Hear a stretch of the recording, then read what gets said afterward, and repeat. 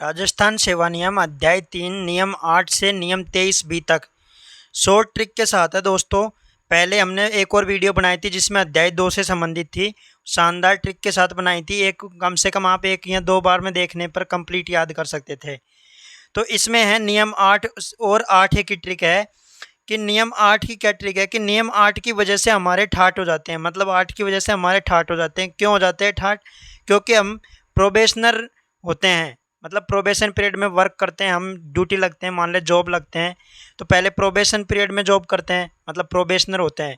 तो नियम 8 किससे संबंधित है? प्रोबेशनर से, ठीक है।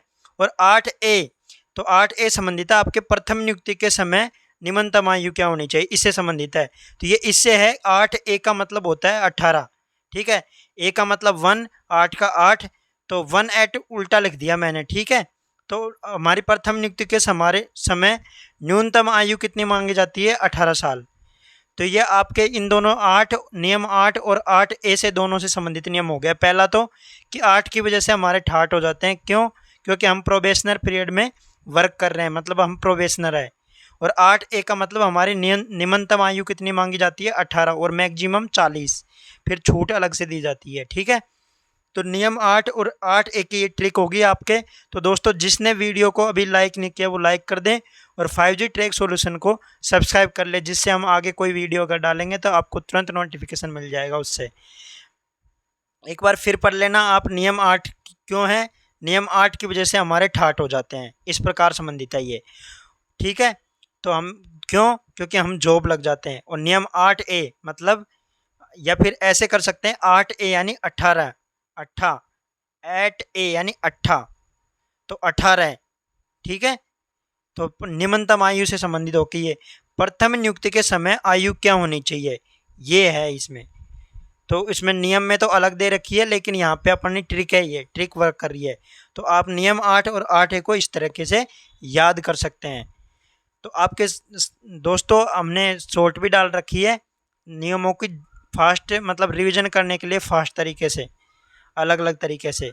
अब इसी प्रकार आपके लिए और नेक्स्ट नियम की भी ऐसे ही सेम टू सेम परिभाषा है। जैसे नियम 9 ये है। अब नियम 9 से नियम 12 की ट्रिक, ठीक है। नियम 9 से 12 की एक ट्रिक बनाई है, 8 और 8 की एक ट्रिक बनाई है, नियम 9 से 12 की एक ट्रिक बनाई है। तो नियम 9 की 9, 10, 11, 12 इनकी एक ट्रिक है। तो आपको पूरी लाइनों को एक साथ पढ़ना है। तो कैसे पढ़ना है? नवीन स्वास्थ्य प्रमाण पत्र का प्रारूप सक्षम प्राधिकारी को तो दे देना, लेकिन कुछ राज्य कर्मचारियों को मत देना, ठीक है। अब ये एक साथ पढ़ना पड़ेगा आपको। कैसे? कि नवीन स्वास्थ्य प्रमाण पत्र का प्रारूप सक्षम प्राधिकारी को तो दे देना, लेकिन कुछ राज्य कर्मचारियों को मत देना। तो क्या हो गया? न से नो आ गया और पहले नो से स्टार्ट हो गया, ये ध्यान रख लेना। चारों की एक साथ है। तो पहले में क्या है? पहला संबंधित है आपके नवीन स्वास्थ्य प्रमाण पत्र प्रस्तुत करना। 10वां है आपके स्वास्थ्य प्रमाण पत्र का प्रारूप कैसा होना चाहिए, उसे संबंधित है, ठीक है। तो आपके ये हो गया 10वां। और 11वां है आपके स्वास्थ्य प्रमाण पत्र पर किस अधिकारी के साइन होने चाहिए, मतलब कौन से सक्षम प्राधिकारी के साइन होना जरूरी है, वो 11वें में आ गया।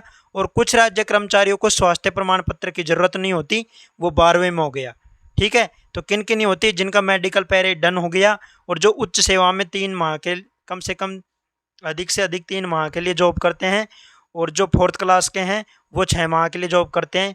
और सेवानिवृत्त के बाद में दोबारा अगर किसी को अपॉइंटमेंट दिया जाता है तो उसके लिए ये होगा, ठीक है। तो आपके चारों नियम नियम 9, 10, 11, 12 किसमें हो गए? इस ट्रिक से आगे कि नवीन स्वास्थ्य प्रमाण पत्र का प्रारूप सक्षम प्राधिकारी को तो दे देना, लेकिन कुछ राज्य कर्मचारियों को मत देना। दोस्तों शानदार ट्रिक है, एक बार में आप नियम 9, 10, 11, 12 को याद कर सकते हैं।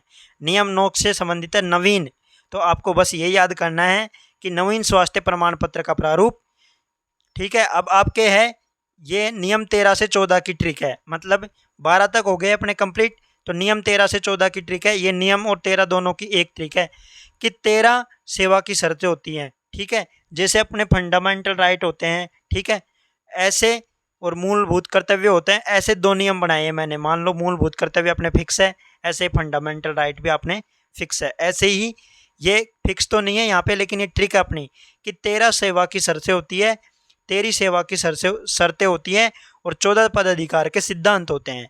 तो नियम 13 का मतलब सेवा की शर्तें और नियम 14 का मतलब पदाधिकार के सिद्धांत। तो आपको दोनों नियमों को एक साथ करना है, 13-14 को, 13 सेवा की शर्तें और 14 पदाधिकार के सिद्धांत। तो ये नियम याद हो गया। शर्तें 13 नहीं होती और 14 पदाधिकार के सिद्धांत भी नहीं होते, लेकिन ये अपनी ट्रिक है कि 13 सेवा की शर्तें होती है और 14 पदाधिकार के सिद्धांत। तो दोनों को, इनको एक साथ आपको ऐसे याद करना है जैसे इनका फिक्स मामला हो, सेवा की शर्तें। तो दोस्तों वीडियो अगर अच्छी लगी हो तो आप लाइक कर दीजिएगा और टेलीग्राम यूट्यूब चैनल को सब्सक्राइब कर लीजिएगा, जिससे कोई अगर वीडियो नहीं बनेगी तो उसमें आपको नोटिफिकेशन मिल जाएगा। आपको इस वीडियो में नियम 8 से नियम 23B तक कंप्लीट नियम है ये 10-20, तो उनकी कम से पूरी वीडियो है आपके साथ। तो आप लाइक करें वीडियो को और शेयर करें। अब है आपके नियम 15 से 19 की ट्रिक। ठीक है, नियम 15 से 19 की एक ट्रिक हो गई, 14 तक हो गई थी अपनी कंप्लीट। ये है अब इसकी ट्रिक है 15 से 19 तक के पदाधिकार बनाओ निलंबन हटाओ। ये ट्रिक है मेरी, पदाधिकार बनाओ निलंबन हटाओ अतः उसका स्थानांतरण कर दो। मतलब अगर पदाधिकार बनाएंगे, मान ले पदाधिकार का मतलब है किसी पद के अधिकार, मतलब कोई अगर टीचर है तो उसका अधिकार है पढ़ाना, समझ गए ऐसे।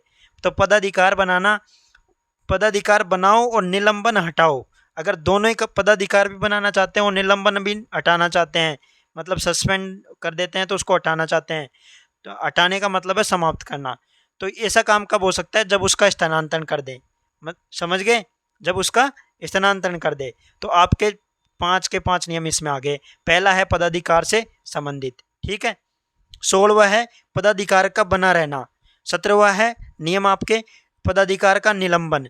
18वां है पदाधिकार का समाप्त करना और 19वां है पदाधिकार का स्थानांतरण। तो 15 से 19 तक आपको एक ही ट्रिक में आपको बता दिए और पैसे 15 होता है, इस प्रकार 15 से स्टार्टिंग है।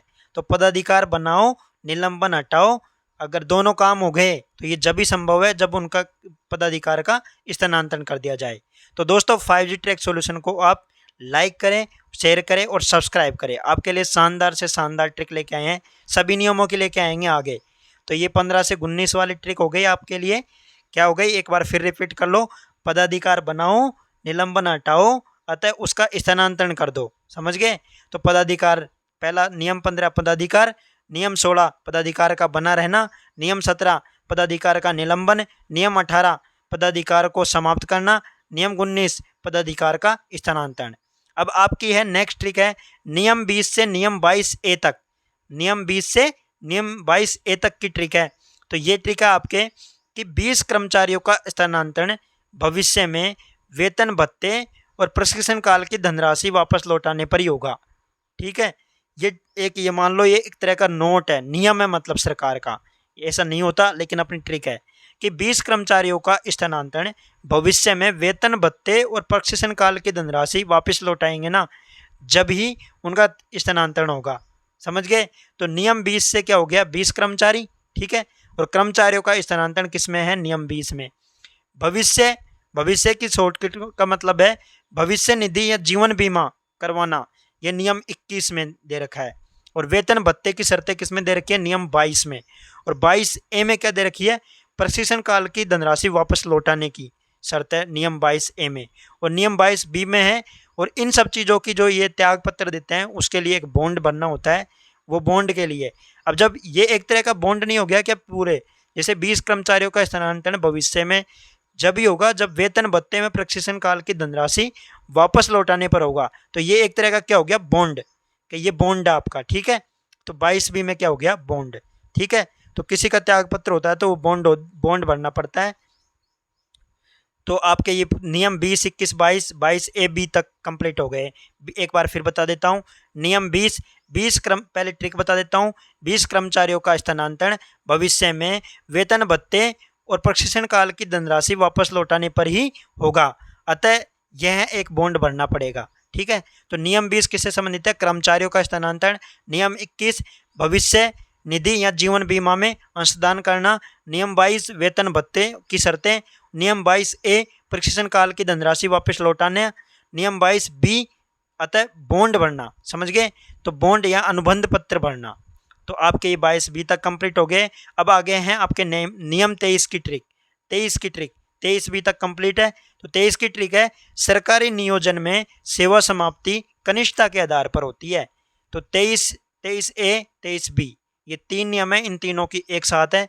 सरकारी नियोजन में सेवा समाप्ति कनिष्ठता के आधार पर होती है। वेरी इंपॉर्टेंट ट्रिक है, शानदार ट्रिक है, एक बार में आपको लाइन याद हो जाएगी। और ये वही वर्ड है जो इनमें नियम है। तो सरकारी नियोजन में क्या बोल रहे हैं, सरकारी नियोजन में सेवा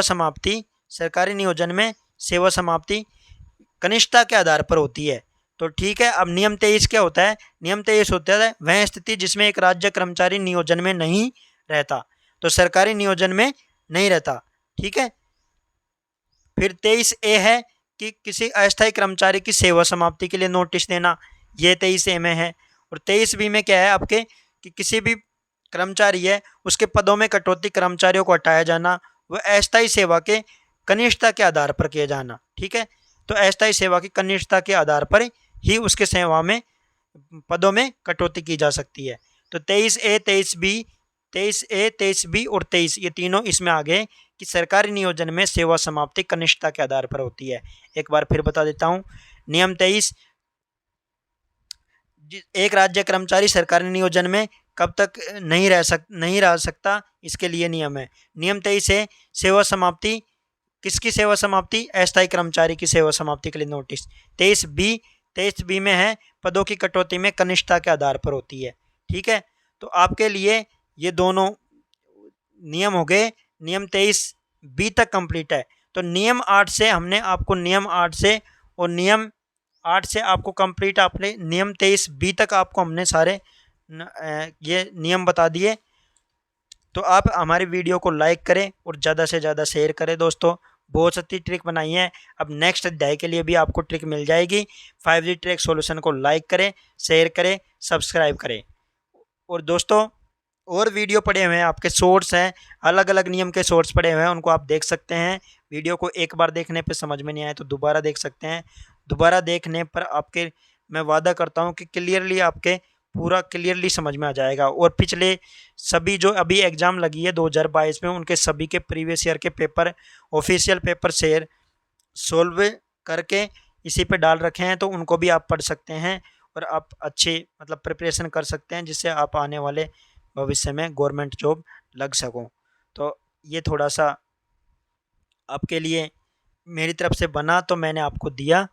धन्यवाद दोस्तों। जल्दी ही हम और आपके लिए लेके आ रहे हैं नेक्स्ट अध्याय के ट्रिक, और वो भी शानदार। सभी के लिए मिलेंगे। यूट्यूब चैनल को सब्सक्राइब कर लीजिए।